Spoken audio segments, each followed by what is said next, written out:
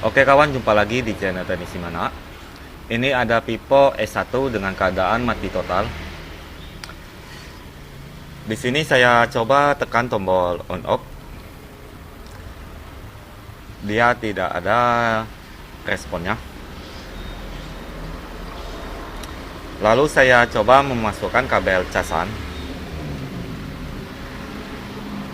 Di sini tidak ada penampakan untuk pengecasannya kawan, jadi tidak ada responnya. Dan kabel casan ini terhubung ke laptop kawan, di laptop juga tidak terbaca.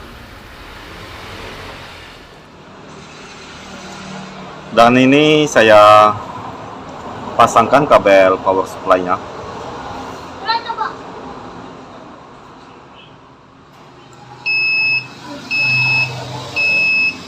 Nampaknya ada konslet kawan. Saya ulangi lagi. Ya, benar saja ada konslet. Jadi HP ini konslet di jalur pibat.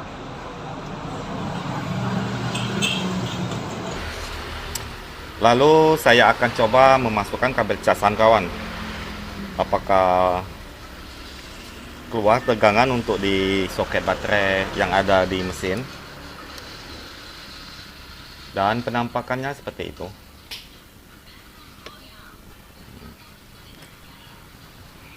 Itu soketnya terlihat ada kotoran.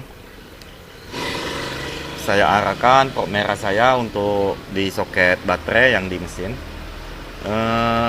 Di multi saya tidak terbaca kalau ada tegangan. Jadi di sini saya akan lanjut membuka kaleng mesin ini. Jadi berhubung untuk pengecasannya tidak ada dan di power supply juga terbaca ada konslet, saya akan membuka kaleng IC cas. Baik kawan, ini blowernya saya setel menjadi 365 dan anginnya itu 1,5.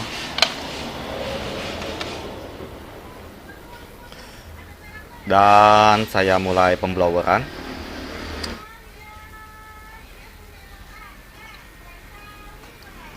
Ini lebih baik ditambahkan plug kawan, supaya kalengnya cepat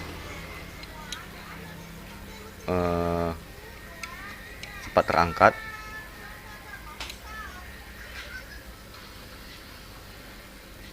Nampaknya ini bekas kena air ini kawan.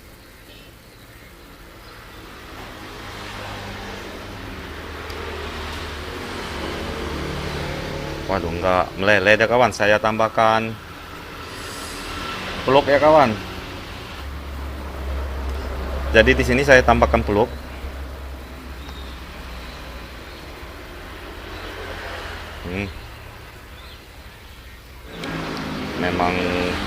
Memang kokoh ini kaleng kawan. Tapi sudah terangkat itu. Waduh, dalamnya sungguh banyak sekali yang becek. Lihat kawan, di belakang kaleng itu tadi terdapat seperti ini penampakannya. Sangat kotor.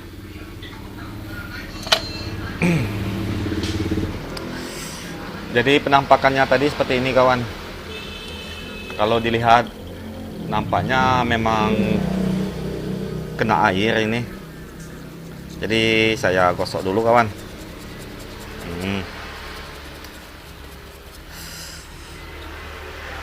Ini ada firasat saya bakal panjang perbaikannya, karena tidak mungkin sebabak ini aja yang kena air. Jadi Berhubung saya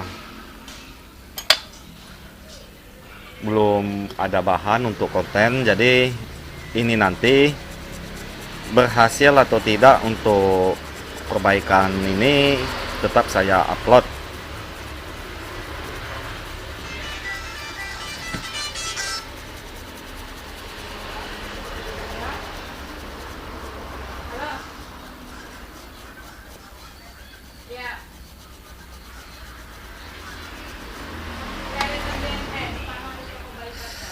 Dan itu sudah cukup bersih.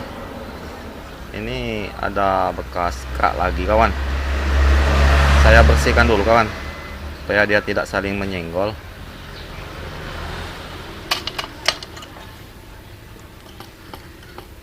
Jadi ini harus kita bersihkan nian kawan.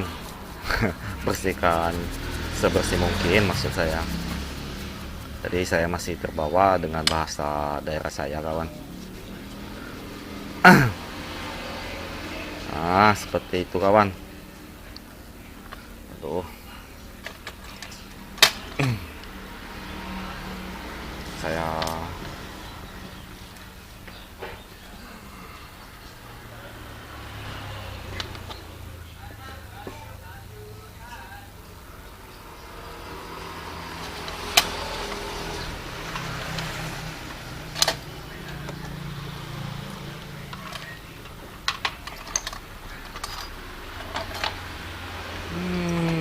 cari-cari mana.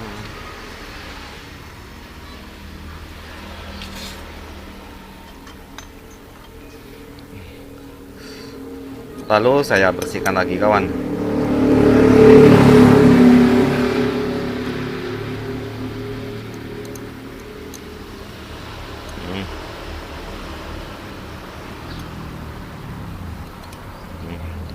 Di sini saya akan cek menggunakan dioda mode.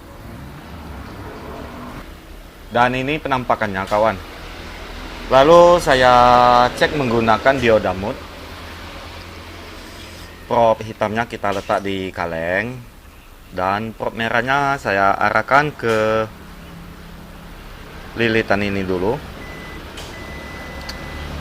Di sini terdapat ada konslet untuk lilitan ini.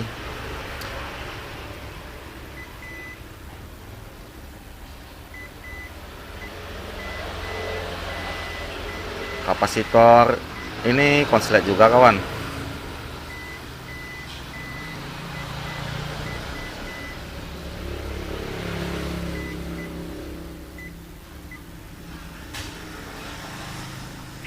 Saya akan coba angkat lilitan ini. Oh ya, lilitan ini kalau dekat IC charge ini adalah jalur PPH power.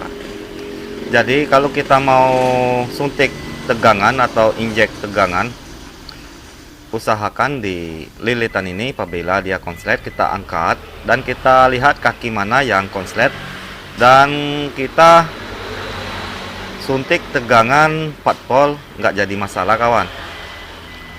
Jadi untuk nyuntiknya enak karena menggunakan tegangan 4 volt. Lalu di sini saya tambahkan plug. Saya akan coba angkat lilitan ini.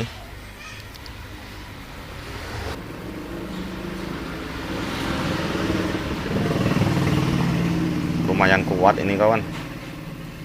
Entah blower saya yang sudah bermasalah, suhunya kurang mantap lagi. Mungkin sudah sering dipakai jadi sudah tidak bagus lagi untuk panas 360-an. Lalu setelah saya angkat, akan saya cek menggunakan dioda mode lagi, kaki mana yang konslet. Lalu di sini saya bersihkan dulu kawan untuk plug yang saya gunakan tadi. Waduh, ketempat saya ini sudah ketempat bekas itu kawan. Lalu kita cek kembali. Prop merahnya kita letak di kaleng, dan prop hitamnya kita arahkan ke kaki lilitan yang kita angkat tadi. Ternyata yang konslet di kaki yang bawah. Jadi di kaki ini kita suntik tegangan 4 volt. Sebelum kita suntik tegangan, kita tambahkan dulu thinner, kawan. Jadi kita oleskan thinner. Itu fungsinya supaya yang konslet nanti ketahuan. Dan di sini saya setel menjadi 4 volt.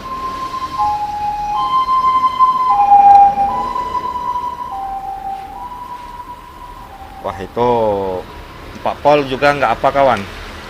Jadi untuk negatif MBR kita letak di kaleng, dan yang positif kita arahkan ke kaki lilitan yang konslet tadi. Wah, nampaknya kapasitor ini, kawan. Itu dia mengeluarkan, waduh kawan, ribut sekali. Dia mengeluarkan asap. Jadi kita buang kapasitor ini.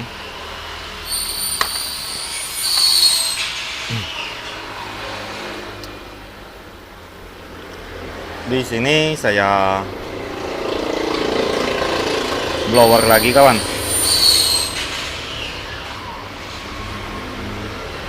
Nampaknya memang sudah nggak nempel lagi juga itu, kawan. Nempelnya hanya sekedar korosi tadi. Sudah lepas dia. Lalu di sini saya cek kembali. Prop merahnya saya letak di kaleng, dan prop hitamnya saya arahkan di kaki yang konslet tadi. Di sini tidak konslet. Ya betul, tidak konslet lagi, kawan, tetapi tegangannya sangat mendekati short untuk nilainya. Atau kita tunggu dulu hingga mesinnya dingin, nanti kita ukur lagi. Saya coba lagi. Benar saja di sini masih kecil nilainya.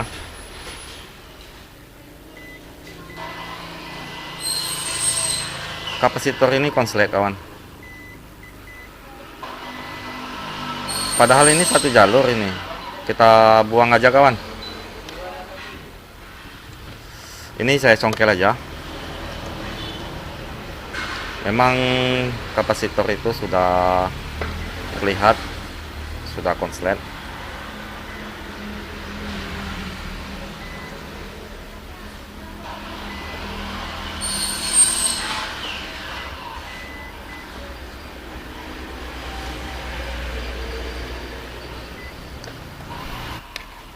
Di sini saya coba suntik tegangan lagi, kawan. Negatif untuk MBR di kaleng, dan positifnya saya arahkan ke tegangan yang saya prediksi masih ada konslet. Ternyata tidak ada, kawan. Sudah hilang itu. Mungkin nilainya memang mendekati seperti ground. Jadi di sini kita pasang kembali lilitan yang saya lepas tadi. Jadi di sini saya ambilkan dulu lilitan di mesin yang lain, kawan. Karena lilitan tadi sudah nampak sudah buruk juga bentuknya. Jadi saya putuskan untuk menggantinya. Jadi tidak perlu harus sama bentuknya, kawan. Karena ini juga masih coil atau lilitan.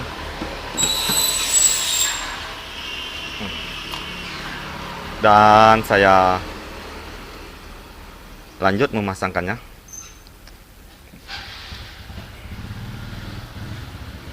Mudah-mudahan kelihatan, kawan. Seperti itu. Dan ini saya mulai pembloweran lagi. Nampaknya lumayan kokoh mesin ini, kawan. Timahnya lambat untuk meleleh. Dan itu sudah saya pasangkan. Lalu kita lanjut mengetesnya kembali kawan.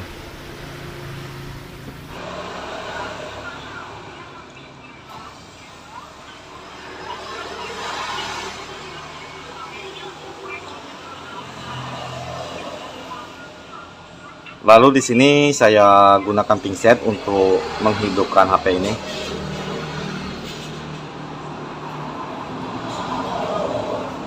Dan HP sudah getar, petanda HP ini sudah hidup kawan. Lalu lihat di ampernya. Di sini pergerakan ampernya sudah menunjukkan kalau HP ini sudah menyala.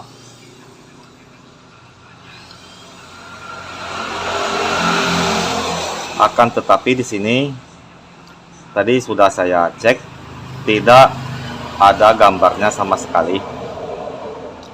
Berhubung HP ini bekas air, jadi bisa kemungkinan kalau HP ini untuk di LCD-nya masih bermasalah juga. Saya ulangi lagi kawan, karena saya lihat itu ampernya ada mentok. Ternyata HP ini masih kembali konslet kawan. Itu mungkin penyebabnya karena kena air, jadi berefek ke yang lain lagi. Di sini kita coba dulu lepas LCD-nya.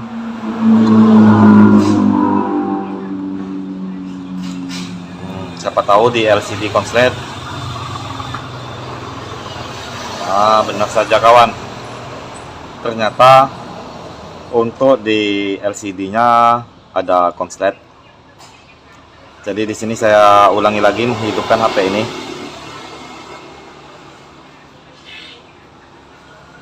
Dan HP sudah ada getarnya. Jadi untuk di LCD ini sudah perkiraan saya rusak juga kawan.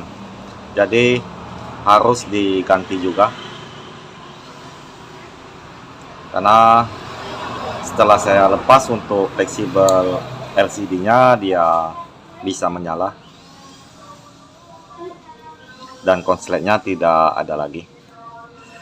Itu kalau dilihat dari ampere power supply, pergerakannya normal itu kawan.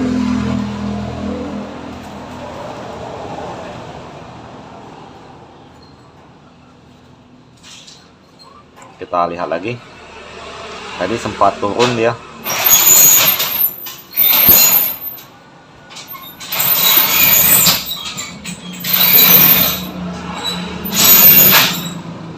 Jadi di sini berhubung LCD-nya belum mengeluarkan gambar, kalau dilihat dari ampernya ini sudah membaca ke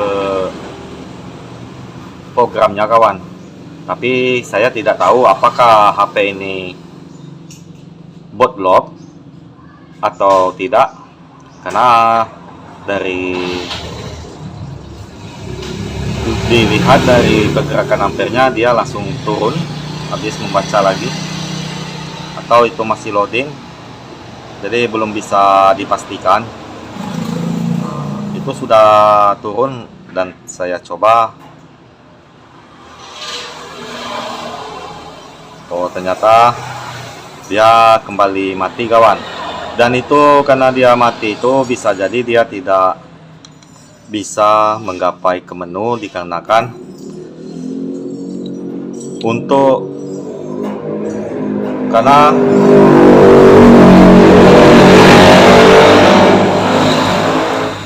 tidak setiap HP bisa dihidupkan sampai ke menu menggunakan power supply.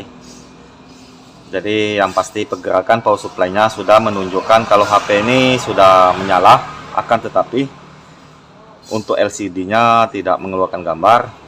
Di sini saya off-kan dulu kawan untuk menyervisnya. Saya konfirmasikan dulu sama yang punya. Dan untuk LCD-nya saya belum punya juga. Jadi di sini untuk mesinnya sudah bisa menyala, sudah ada responnya. Dan saya akan coba. Oh ya, ini tadi apabila saya pasangkan untuk fingerprintnya, dia membaca ada konsletnya kawan. Dan saya pasangkan lagi, karena kalau tadi saya lihat saya pasangkan fingerprint dia langsung naik untuk power supply-nya. Seperti itu kawan. Jadi dia langsung naik, setelah saya lepas dia turun.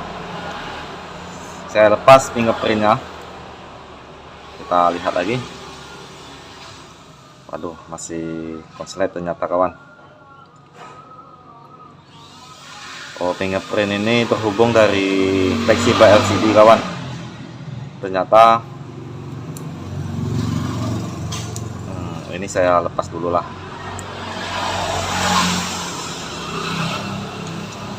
Ternyata untuk soket pengecasan ada konslet juga kawan. Jadi mungkin saya konfirmasikan dulu apa harus diganti satu papan ini. Saya ulangi, saya coba lagi. Benar saja.